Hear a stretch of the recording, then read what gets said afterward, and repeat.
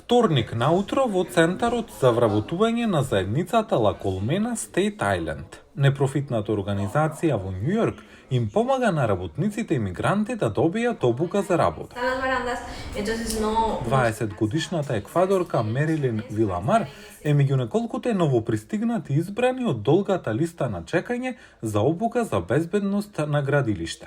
Прописите на Њу Јорк бараат посетување на часови.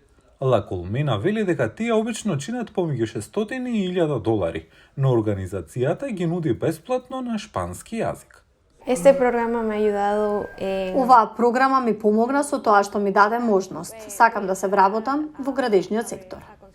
Градежната индустрија ќе мора да донесе повеќе од половина милион дополнителни работници во 2024 година, за да ја задоволи побарувачката, според трговската групација поврзани градители и изведувачи.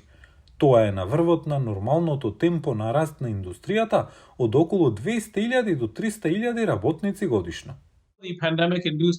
Пандемијата поттикна многу луѓе да се пензионираат пред време и со недоволен прилив од помлади работници и помлади луѓе во градежништвото ќе има структурен недостаток. Недостаток за кој La Colmena верува дека мигрантите можат да помогнат да се реши. Нашата заедница сака да оди на работа, да добие работно место и да направи подобро за себе.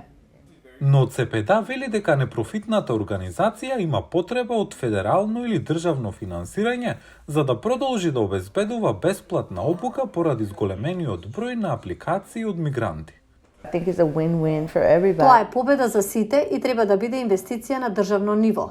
Сметам дека тоа може дури да одговори на некои од грижите, што државата ги има за трошење пари во социјалните услуги.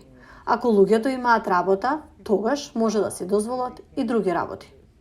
Но некои локални политичари веруваат дека трошењето на парите на даночните обврзници на новодојдените мигранти е неправедно кон американските граѓани.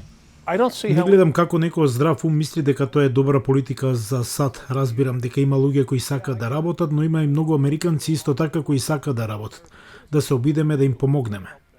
Градоначалникот Ерик Адамс вели дека Њу Јорк е подготвен да потроши повеќе од $12 милиарди до јуни 2025 година, за да ја ублажи кризата со барателите на азил.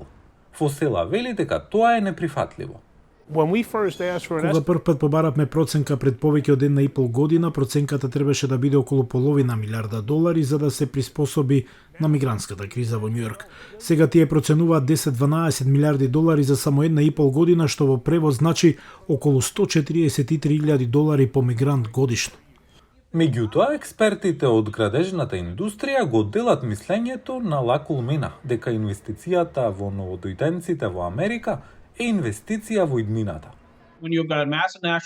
Кога имате огромен национален долг и имате многу потенцијал на работна сила во земјата, треба да почнете да размислувате за поефективно користење на таа потенцијал на работна сила. Повеќето експерти велат дека почетната цена за интеграција на мигрантите во заедницата може да биде висока, но долгорочните социјални и економски придобивки често ги надминуваат тие инвестиции.